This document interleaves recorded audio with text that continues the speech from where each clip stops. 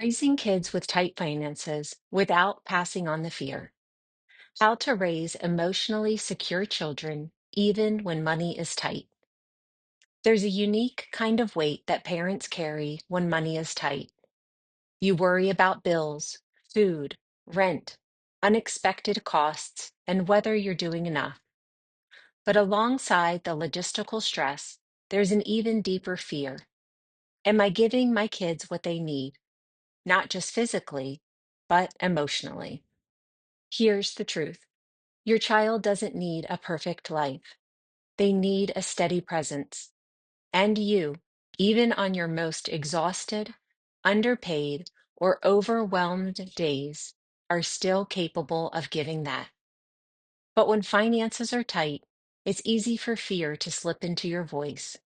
You might say, "We can't afford that," or "Money doesn't grow on trees," and not realize that over time, those phrases create a sense of lack, shame, or guilt in your child, even if that was never your intention. So, how do we raise emotionally secure, confident kids without passing on the financial anxiety we carry? Let's break it down gently. Separate fear from facts. It's okay to be honest with your kids about money. In fact, it builds trust. But there's a difference between transparency and transmitting anxiety. You can say, "That's not in our budget right now. We're prioritizing other things this week. We save up for things like that.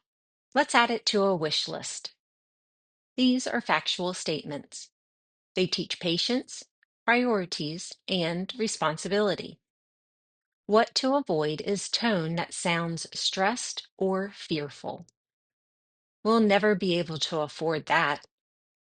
"Do you think money falls out of the sky?"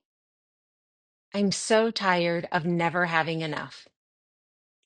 Those statements, though honest, project emotional burden onto your child. They don't just hear, "We can't afford that." They hear, "My needs are too much. I'm part of the stress."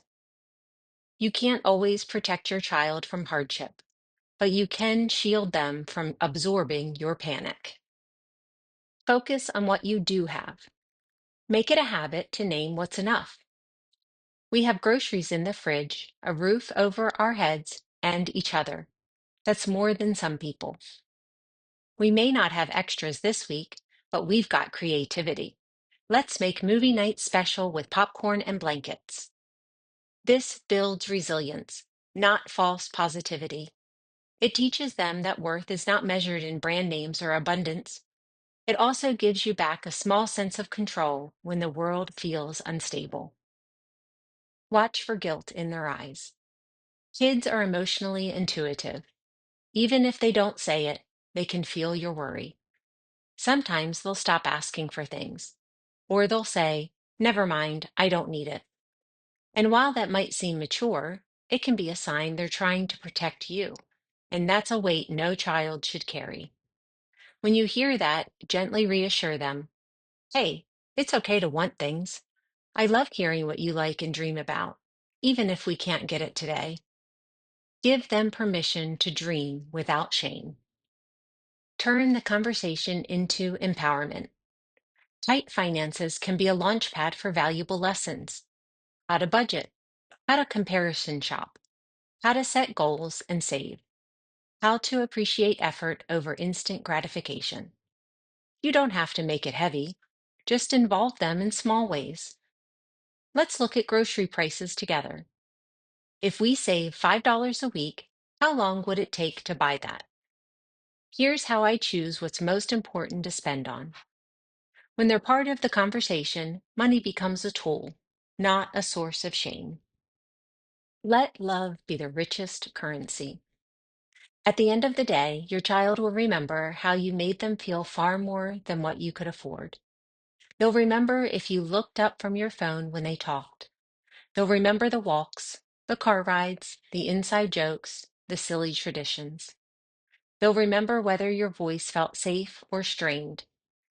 So if today feels financially stressful, come back to this question. Can I offer presence, attention, and love, even if I can't offer more? If the answer is yes, you're not failing them. You're showing them what abundance really means. You are not the amount in your bank account, and your children are not the sum of what you can buy for them.